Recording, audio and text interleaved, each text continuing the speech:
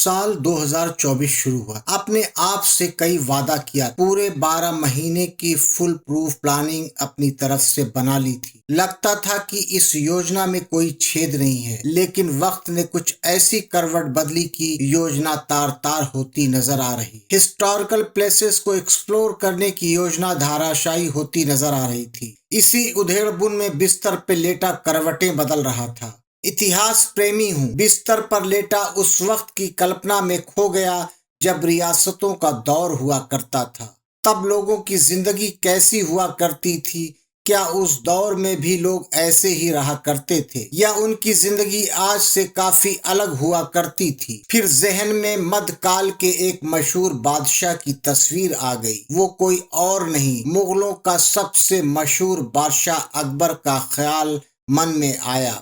फिर सोचने को मजबूर हुआ कि चाहे राजा हो या रंग, सबका अंत आता है। फिर इस ख्याल ने मेरे अंदर एक ऊर्जा और ताकत भर दी, और उस महान मुगल सम्राट के मकबरे को देखने की इच्छा ने मेरे अंदर इतिहास के कीड़े को मानो छेड़ दिया।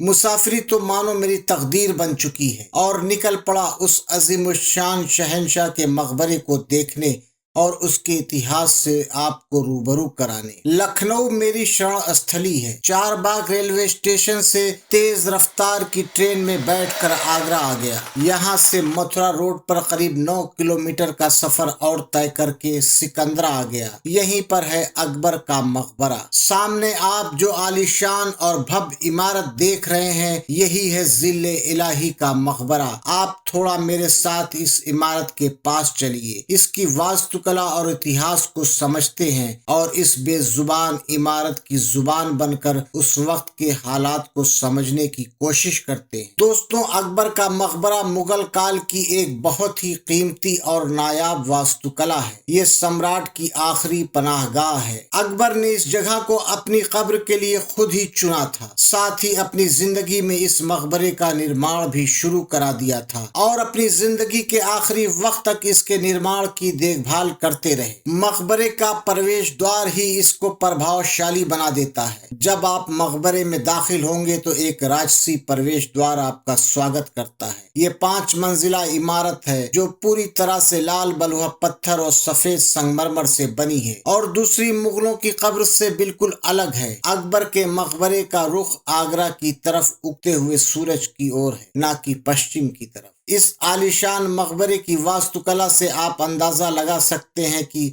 अकबर को वास्तुकला और साहित्य में कितनी दिलचस्पी थी। हालांकि अकबर खुद अनपढ़ था। मकबरे की इमारत के चारों तरफ बाग बगीचे लगवाए गए थे जो आज भी मौजूद हैं। अगर आप सुकून से थोड़ी देर यहाँ रहना चाहते हैं तो ये जगह आपके लिए काफी मुनासिब हो। यहाँ चारों तरफ इतनी शांति नजर आएगी कि मानो ऐसा लगता है कि बादशाह अकबर के आराम में खलल ना पड़े, और हर तरफ हर कोई खामोश सा नजर आएगा। लेकिन इसी कैंपस में आपको हिरन, बंदर और मोर भी नजर आएंगे जो यहाँ की खामोशी को कभी कभी अपनी आवाज से रौन दिया करते हैं। वन्य जीवन के साथ हरा भरा वातावरण इस मकबरे को एक अलग ही पहचान देता है। अब हम इसके निर्माण की बात करें तो 1605 में अकबर की मौत के बाद उनके बेटे जहांगीर ने इसको पूरा करवाया। यह मकबरा 1613 ईस्वी में मुकम्मल हुआ। अब हम थोड़ा इसके और पास चलते हैं। जब आप गौर से देखेंगे तो ये